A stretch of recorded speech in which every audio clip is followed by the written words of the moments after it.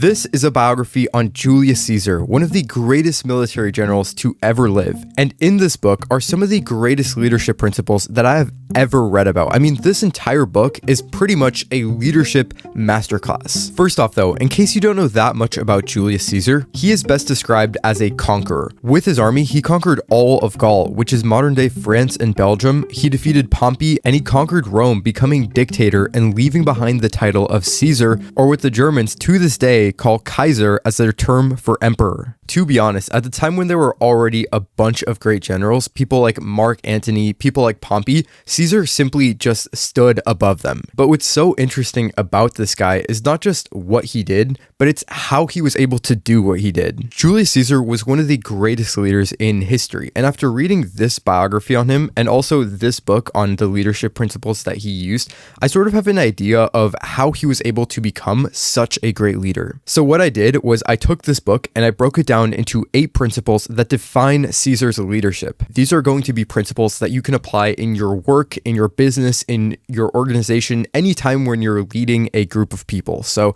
with that said, let's just get right into the first principle.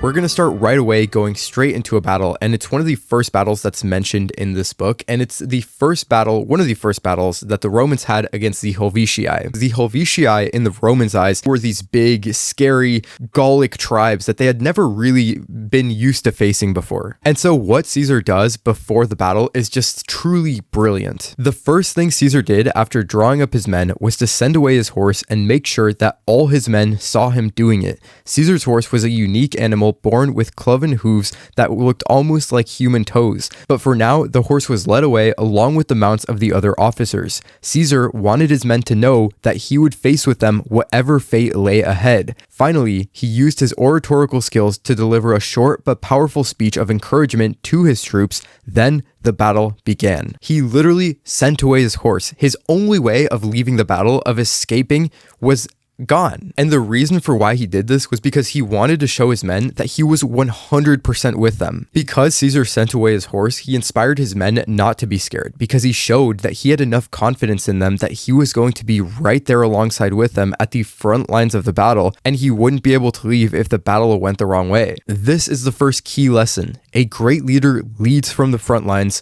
always. I mean, there's just example after example in this book about Caesar doing this. And another example is when they were fighting the Nervii. Caesar, who had been rushing madly to every corner of the battlefield, but when he saw the dire threat at the camp, he leapt from his horse, grabbed a sword, and joined the fray. He rushed to the front lines, calling the centurions by name and urging on the troops. He told them to spread out so that they might have more room to use their weapons. His presence breathed a new life into his soldiers. Caesar rallied his men by fighting alongside them. And another example is at the Battle of Alesia. For a few hours, it seemed that the Gauls might win. Then Caesar dashed to the front lines, clad in his crimson commander's cloak to inspire his men. A shout went up from the Roman troops as they rushed the Gauls with their swords drawn, until at last the relief army was destroyed. Throughout the book, Caesar is constantly in the front lines, fighting alongside his men, because that is where the battle is being fought. Every great leader in history is known for doing this, for being where the battle is actually being fought. Alexander was always fighting alongside his men, one time even fighting hand-to-hand combat, charging the Persian king Darius. Napoleon is known for positioning cannons himself while his troops stormed a bridge at the Battle of Lodi.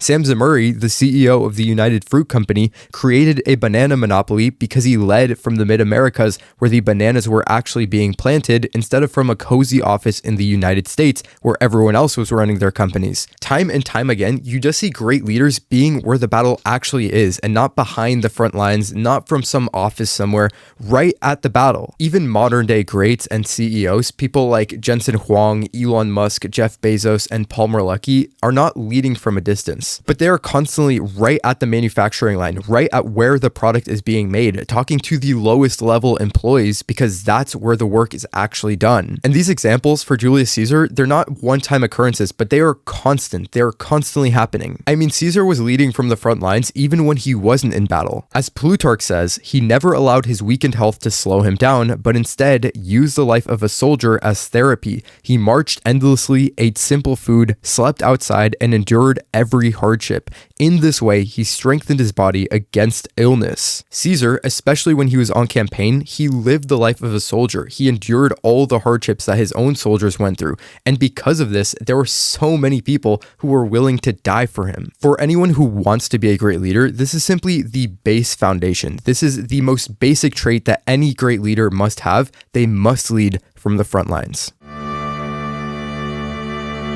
All great leaders must be able to move with speed and agility. And if you want to be a great leader, these two words have to be a huge part of your vocabulary. Speed and agility, speed and agility, speed and agility. I mean, there are just so many benefits from having speed and agility, from boosting morale to pushing your limit to being able to surround your competitor in every way. At another point, when Caesar is fighting the Helvetii, they were actually outnumbered. And here's what the book says. But Caesar was not interested in Gaulish notions of heroic warfare. He was heavily outnumbered and determined to win by any means necessary. He was often merciful to a vanquished enemy, but only after the battle. With a quarter of the Helvetii now either dead or scattered, Caesar quickly moved to pursue the rest who had already marched northwest into the heart of the Aidou. Whereas it had taken the Gaulish invaders 20 days to build a bridge across the Soane, Caesar did it in 1 and immediately began moving his army across. So part of the reason why the Romans were so good at warfare was because they were the best engineers. And they were not only the best engineers, but they were also the fastest engineers. There are a lot of examples in the book where a competitor is about to gain the advantage, but Caesar and his army are able to build a bridge or a moat or a wall of some sort to stop the enemy's momentum. From this exact same Helvetii example, the book says, the Helvetii were so unnerved by the destruction of part of their tribe and by the incredible speed of the Romans that they sent a respectful elder named Diviccio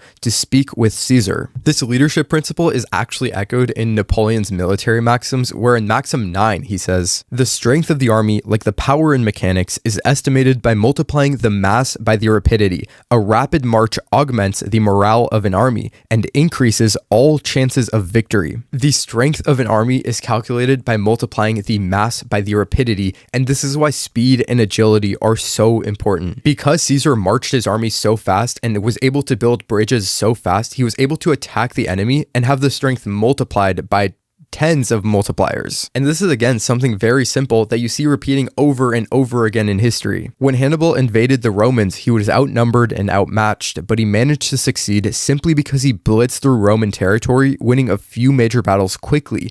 When the Germans started their invasion during World War II, it was a very similar story. The Blitzkrieg was a blitz. It was fast and it had momentum. I cannot repeat this maxim enough. The strength of the army is the mass multiplied by the rapidity. So you can definitely use this in an organization, but you can also use this in your own life. And Caesar did both. He used this in his military, but he also used this on a personal level. On his own tasks, he was very fast at them. When he arrived at the capital during the beginning of the Roman Civil War, the book says, when Caesar arrived in Rome on the way to Brundisium, he had no time to waste on debate or political niceties. Caught between the warring parties, the city was in crisis with critical food shortages and a shattered economy. Caesar spent only 11 days in the capital, but during that time, he set the government and financial system on a sound footing. 11 days. The simple fact is that great leaders are able to do things with speed and agility. They're able to do things very fast and very well. And so if you want to lead like Caesar, these are two traits that you must have.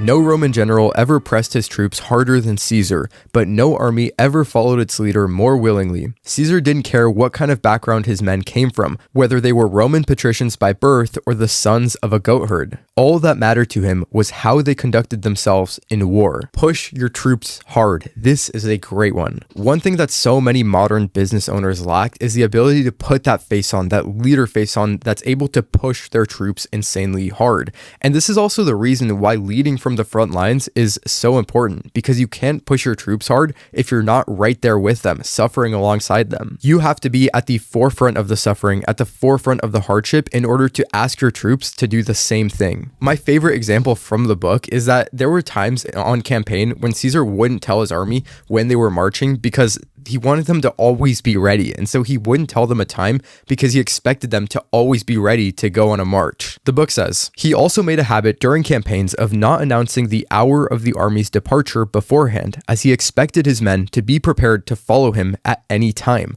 Sometimes, especially on rainy days or during holiday, when soldiers might hope to relax, he would break camp at a moment's notice and march his men long distances for no reason other than to build up their endurance. That is just so genius, and there's two main takeaways that you can take from that. The first is that he was able to build endurance by making them march very long distances at a moment's notice. And this is great because, like I said before, it boosts morale, but on top of that, it also is the reason for why he was able to maneuver his army so fast around other armies. Their endurance was just so good, and this all stems down from the drills that are set by the leader. The second thing is that while on campaign, Caesar expected his troops to always be ready. Because he didn't tell the soldiers when they were going to depart or when they needed to be ready for a long march, he expected them to always be ready. And this was going to, of course, be very helpful when the enemy got a jump on them and they had to always be ready. Here's where things get even more interesting though. During the season when they were not on campaign, he indulged his men shamelessly, turning a blind eye to minor violations of camp rules and regulations. He even provided them with the finest armor and weaponry, often decorated with inlays, silver, and gold. But when his army was on march, no one was stricter than Caesar. Punishment for shirking duty was severe, and deserters were promptly executed. Caesar was strict when he needed to be, but he wasn't strict for the sake of being strict. He wasn't running drills for the sake of running drills. He always had a purpose for why he was telling his troops to do certain things, and his soldiers sort of understood that. It was a Roman badge of honor to be the best, to move the fastest, to be the strongest, to always be ready. It was honor that inspired them to do this. This was simply the Roman way of doing things. And so one final tip, if you want to be able to push your troops maniacally hard, is that you have to instill this culture of honor at your company. Instill this culture of being the best, of pushing yourself the hardest. And if you push that culture on your company, you'll be able to push them way beyond their limits. This is another one many great leaders have, and it's extreme audacity. And my favorite example of this is when the Romans crossed the Rhine. During this time, the Romans had a borderline which followed the Rhine River, and so when the Germanic tribes that Caesar was fighting retreated back into their territory, no one thought that Caesar would follow them. But Caesar wanted to send a message, and he was able to do this by showing audacity. He and his army crossed the Rhine, and he took the fight to the Germanic tribes. There were so many benefits to doing this, but there were three main ones. It terrified the Germanic tribes, it rallied his troops, and it built his name for the people back in Rome. All of these benefits came from one simple decision that showed audacity. Napoleon said, "Audacity, audacity, always audacity," and Caesar was always doing stuff like this. At one point, Caesar is fighting in Gaul again, and the enemy is sort of camped alongside these mountain range, and they have their backs to the mountains because they assume that no one will cross them. But what Caesar did is exactly that. He crossed the mountain range, and the book says, the solution was typical of Caesar. Everyone knew that the mountains of the massive central were covered in 6 feet of snow and impassable. Therefore, Caesar led his small force of infantry and cavalry directly across them. The Romans opened up a path through the mountains with the greatest of difficulty and reached the border of the Arverni. The Gauls were caught totally unprepared as they believed these peaks guarded them like a wall. Not a single traveler had ever crossed them in the winter. And this move, taking the Gauls by surprise, is why he was able to win in the end. All throughout history, great leaders have been made in times like these, with choices like these, choices that show audacity. Those moments where you just have to take a leap into the unknown and show that you are confident enough to take that risk. Alexander the Great knew that brave deeds are what true men do, and this is where audacity comes from. It comes from being brave, taking risks, and jumping into the unknown. Caesar did this both by crossing the Rhine and crossing the mountains into Arverni, and the benefits were huge. All great leaders know audacity, audacity, always audacity. This one is huge. Charlie Munger would say, "Show me the incentives and I'll show you the outcome." A great leader must know and be able to influence the incentives at his company. This is also why building a culture of honor is so important, because honor was a very big incentive for the Romans, and Caesar knew just how to use this. At one point in the book, there's actually a mutiny happening against Caesar, where the troops were telling him that they weren't going to fight because they didn't want to fight the enemy. And Caesar, knowing how much his troops valued honor, knowing how big honor was in the Roman culture, he told them, "Fine, we're packing up and marching against Ariovistus tonight. If you don't know the meaning of Roman duty and honor, if you are cowards, then stay here. I'll march with the 10th Legion alone, brave lads who have always stood by me, and we'll conquer the Germans on our own while you lot crawl home in disgrace." And what happens next just shows how good Caesar was at knowing the incentives, at knowing how to push their pride just enough to make them take an action that he wanted them to take. Caesar's centurions were so shamed by his words that they immediately declared their willingness to follow him anywhere. Legates and officers fell over themselves, explaining that their hesitation had all been a misunderstanding and that their loyalty to Caesar was unwavering. When they struck camp that night, not a single man stayed behind. Another good thing to take away from this too, by the way, is that Caesar had this sort of 10th Legion that were his best troops, his most loyal troops, the best fighters. They were just the best in every way. And so it's good to have sort of this 10th Legion around you of people who are the best at that craft that you're working on, just so you can sort of point to them and other people can see them as the example. Anyway, the point of the story was to show how good Caesar was at using incentives to drive his troops to take certain actions. The Roman troops valued strength, honor, pride more than almost anything in the world. And another way he motivated his troops to keep on fighting during battle is by having this golden eagle, which the book describes right before battle. At this point, the unarmed standard bearer of Caesar's prized 10th Legion said a quick prayer to the gods and shouted to his comrades, "Soldiers, follow me. Unless you want this eagle to fall into the hands of the enemy, I at least am going to do my duty for my country and general." He then leapt into the water and began struggling ashore. There was no greater disgrace than for a legion's eagle to be captured by an enemy. So the Romans reluctantly jumped off their ships and began fighting their way to the beach. I'm not sure how you can apply this eagle thing, but you get the point of the story. If you want to be a great leader like Caesar, then you have to know what incentivizes your troops, what motivates them to take action, and you must be able to build a structure that plays to that. This is another one that goes great with understanding incentives, and that's that great leaders are always able to control the narrative. A lot of times in history, this was actually done through writing. Napoleon sent his French bulletins back to Paris to alert the public about successes in campaigns and minimize losses. Alexander Hamilton wrote the Federalist Papers to defend the Constitution and change the public opinion on it, and also him. And Caesar wrote the Gallic Wars, which is one of the best pieces of propaganda ever written. The publication of his Gallic War made a huge splash on the Roman literary and political scene, as no one had ever read such a compelling story written in clear and simple language. Thrilling battles against brave but inferior barbarians, exotic lands and gods, the triumph of the Roman spirit. It was a book guaranteed to excite the minds of Roman voters. The Gallic Wars were brilliant because it allowed Caesar to really boost his self-image in the public, to control the narrative, and then also to sort of criticize and make the people who opposed him in the government look kind of ridiculous. I mean, just kind of think about it. There's this guy conquering all these crazy lands and fighting all these crazy people,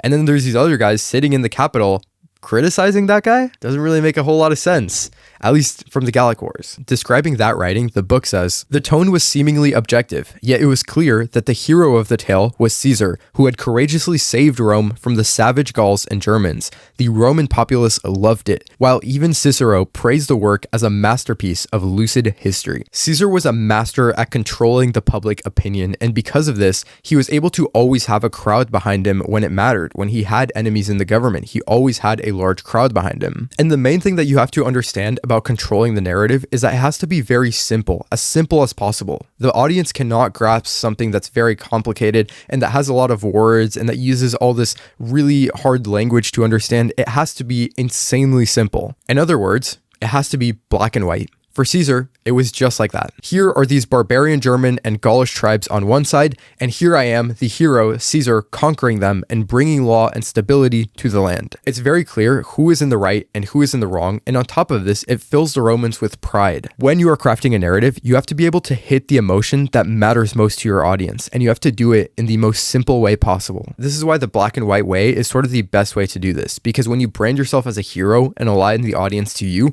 you will always have a crowd behind you, no matter what situation you're in.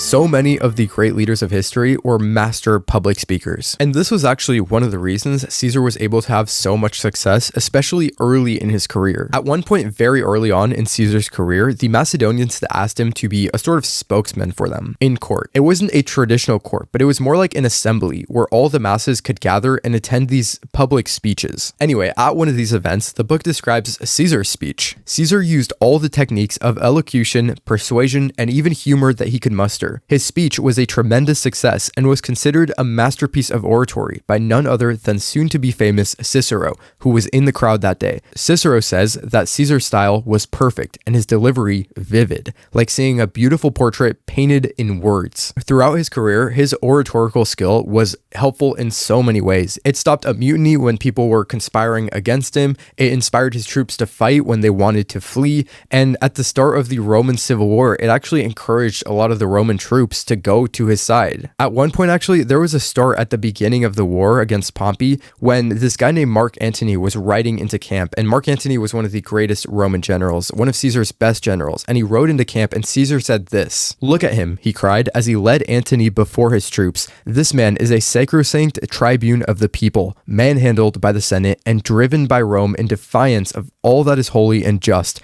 Even Sulla, who had little respect for the common man, never dared to interfere with the rights of the tribunes. Will you allow this to stand? Will you let a small cadre of self-serving nobles who care nothing for true welfare of the state destroy centuries of tradition and rob you of your freedom? As for me," Caesar exclaimed as he wept bitter tears and tore his robe in grief, "will you let Pompey and the Optimates destroy my dignity? We've fought bravely together for 9 years against Gauls and Germans alike, and we won. Are you afraid to face Pompey and his ragged band of cowards? Are you afraid to follow me to victory?" This speech inspired Romans to fight other Romans, which is something that no one wanted to do, and the book even continues to say, "It was a beautiful performance. The soldiers declared that they were ready to follow Caesar anywhere to defend his honor and restore the rightful power of the tribunes." I cannot express how important it is to be a great public speaker as a leader and be able to motivate and inspire and persuade all with just your words. In a lot of ways, this is actually the true art form of being a leader. I mean, just think about Alexander persuading his troops to continue marching east even when they wanted to go home.